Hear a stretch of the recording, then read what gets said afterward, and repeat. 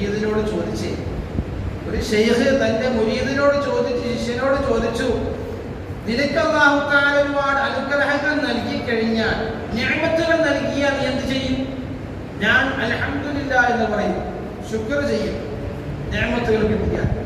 ഇനി പ്രയാസങ്ങൾ വന്നാലോ, ഒരുപാട് ദുഃഖങ്ങൾ, ഒരുപാട് പ്രയാസങ്ങൾ, രോഗങ്ങൾ, അല്ലാഹുവിന്റെ അദാബുകൾ, നിക്മത്തുകൾ നിന്റെ ജീവിതത്തിൽ വന്നാൽ നീ എന്താണ് ചെയ്യുന്നത് എന്ന് ശിഷ്യനോട് ചോദിച്ചപ്പോൾ ആ ശിഷ്യൻ പറയുകയാണ്, ഞാൻ സ്വബർ ചെയ്യും, ക്ഷമിക്കും. അല്ലെ, അല്ലാഹുവിന്റെ പ്രയാസം തന്നാൽ, നമുക്ക് നമ്മുടെ ജീവിതത്തിൽ രോഗങ്ങൾ തന്നാൽ, ഒരു അപകടങ്ങൾ തന്നാൽ നമ്മൾ എന്ത് ചെയ്യും? ക്ഷമിക്കും. എല്ലാവരും മറുപടി അങ്ങനെയല്ലേ? എന്റെയും നിങ്ങളുടെയൊക്കെ മറുപടി അങ്ങനെയാണ്.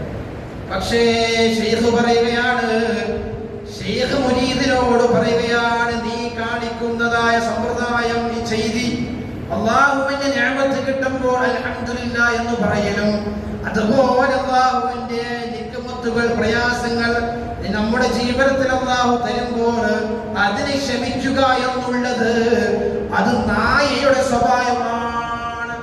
അത് ആരുടെ സ്വഭാവമാണ്? നായയുടെ സ്വഭാവമാണ്. നായ അതുപോലെ തന്നെയാണ്, എന്തെങ്കിലും കിട്ടിക്കഴിഞ്ഞ് വാലാട്ടിക്കൊണ്ടു പോകും. ഇത് ആരുടെ സ്വഭാവമാണ്? മുഅ്മിനായ മനുഷ്യന്റെ സ്വഭാവമല്ല എന്ന് ശിഷ്യനോട് ശൈഖ് തിരുത്തി കൊടുക്കുകയാണ്.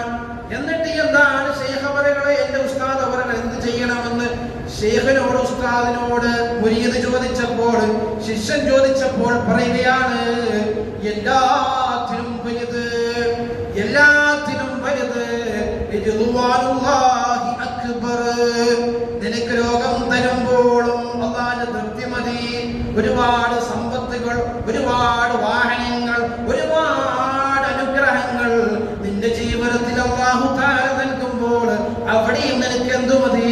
റിദ്വാനുല്ലാഹി അക്ബർ, അല്ലാഹുവിന്റെ തൃപ്തി മതി. നമുക്ക് എന്ത് കിട്ടിയാലും, പ്രയാസം വരുമ്പോഴും രോഗം വരുമ്പോഴും ഒരുപാട് ഗുണങ്ങൾ, നിഅമത്തുകൾ അല്ലാഹു തആല നമ്മുടെ ജീവിതത്തിൽ തരുമ്പോഴും നമുക്ക് എന്താണ്